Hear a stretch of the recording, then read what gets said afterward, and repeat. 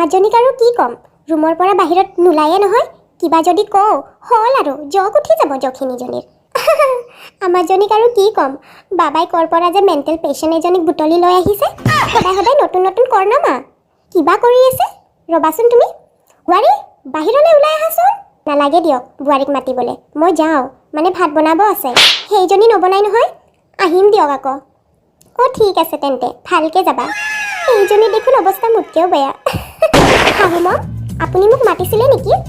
অঁ মাতিছিলোঁতো শৰ্মানী আহিছিলে ভাবিলোঁ বোৱাৰীজনীক চিনাকি কৰি দিওঁ